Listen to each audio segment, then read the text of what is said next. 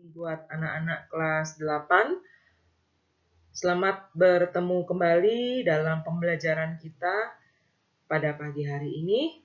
Semoga kalian tetap dalam keadaan sehat dan bersemangat dalam mengikuti setiap materi pembelajaran hari ini.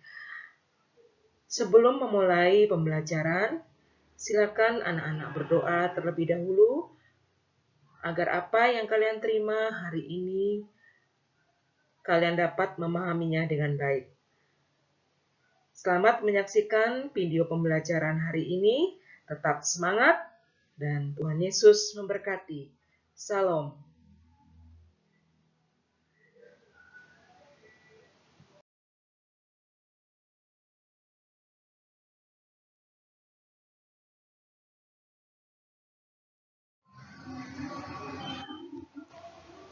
Ya, anak-anak, pembelajaran kita hari ini masuk dalam subtema yaitu iman yang sejati. Dari materi pembelajaran sebelumnya adalah hidup beriman dan berpengharapan. Ya, pada siang hari ini kita akan membahas tentang bagaimana iman yang sejati itu, dan bahan Alkitab terambil dari kitab Yakobus 2 ayat 14 sampai dengan yang ke-17. Jika kita telah tahu bahwa ada sebagian dari lingkungan kita yang mengalami kesusahan atau kekurangan mungkin dalam hal makanan, akan tetapi kita tidak bisa atau tidak mau menolong orang tersebut. Ini adalah contoh iman yang mati dan dibunuh oleh pengabaian kita sendiri. Seharusnya, jika kita mengetahui ada orang lain atau saudara-saudara seiman kita yang mengalami hal tersebut, namun kita membiarkan mereka mengalami kesulitan begitu saja, inilah yang dinamakan iman yang kosong. Ditiadakan oleh dosa yang mengabaikan suara Roh Kudus di hati kita.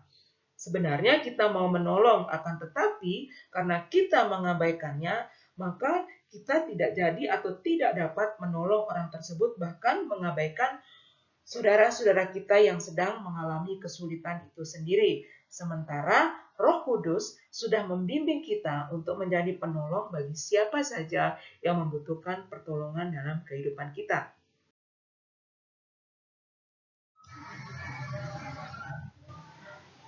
Ya, sesuatu yang dengan sengaja kita lakukan adalah suatu bentuk iman yang mati.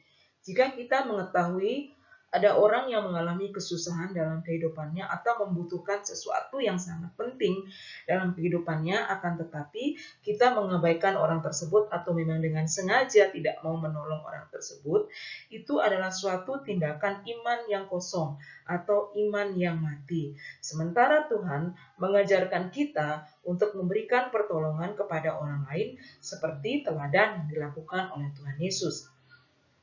Materi pembahasan kita yang pertama adalah perbuatan baik tidak menyelamatkan kita. Apa maksud dari perkataan ini?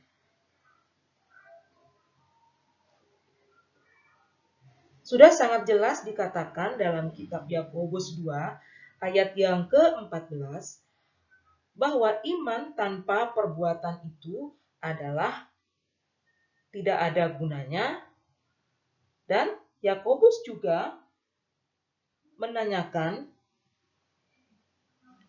apakah iman yang seperti itu dapat menyelamatkan seseorang. Kemudian yang ingin disampaikan Yakobus adalah iman tanpa disertai perbuatan itu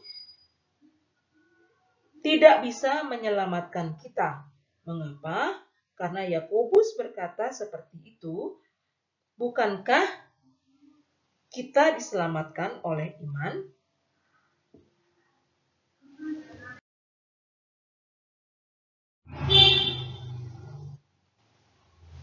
Kita hidup atau kita ada sampai hari ini bukan karena perbuatan kita yang baik, maka kita diselamatkan oleh Allah. Akan tetapi, Segala sesuatu yang kita lakukan dengan baik dari perbuatan-perbuatan kita yang baik adalah tanda bahwa kita telah diselamatkan. Jadi, setelah kita diberi anugerah keselamatan oleh Tuhan kita Yesus Kristus dan sampai hari ini kita masih ada, itu karena anugerah Tuhan, maka kewajiban bagi kita melakukan semua perbuatan-perbuatan yang baik dan menghasilkan sesuatu yang baik dalam kehidupan kita dan mengarahkan kita kepada hal-hal yang baik.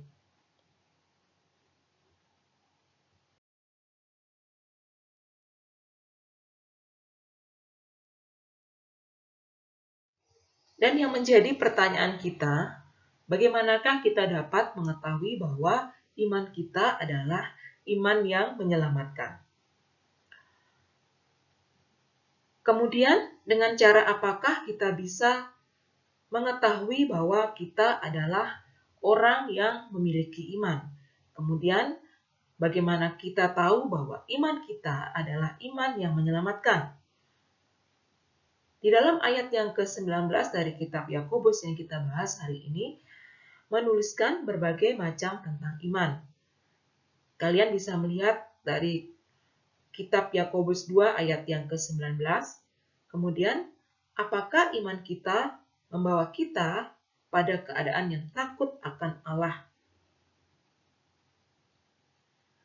Kemudian bagaimana dengan sikap hidup kita yang benar atau tentang iman kita yang benar kepada apa yang kita imani?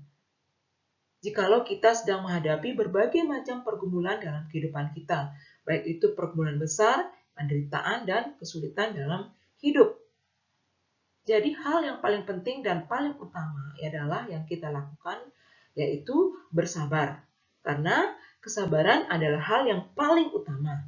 Artinya, terus berharap pada Allah dalam segala situasi.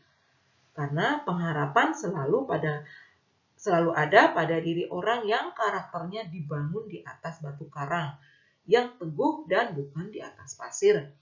Maksudnya adalah karakter orang yang kokoh, karakter orang yang tidak mudah goyah, karena orang-orang seperti ini adalah orang yang berpegang teguh dan berpengharapan pada Kristus dalam firman-Nya yang menjadi kekuatan dalam kehidupan sehari-hari. Sedangkan orang yang tidak memiliki kesabaran adalah orang yang tidak memiliki harapan. Dari sinilah kita tahu bahwa apakah iman kita terus berpegang teguh kepada Kristus dan apakah iman kita menyelamatkan. Dari sinilah kita mengetahui bahwa diri kita adalah umat yang siap dibentuk melalui hal-hal yang sudah dirancangkan atau direncanakan oleh Allah dalam kehidupan kita. Mari terus menjadi anak-anak Kristen atau remaja-remaja Kristen yang terus berpengharapan kepada Tuhan kita Yesus Kristus agar kita lebih mengetahui apakah kita mempunyai iman yang kuat di dalam Tuhan yang telah memberikan anugerah yang berlimpah dalam kehidupan kita. Ya, sampai di sini pembelajaran kita hari ini. Jika ada yang belum kalian pahami, silakan kirimkan pertanyaan kalian dan Bu Guru akan menjawab sesuai dengan kebutuhan kalian. Terima kasih, selamat siang, Tuhan Yesus memberkati. Salam.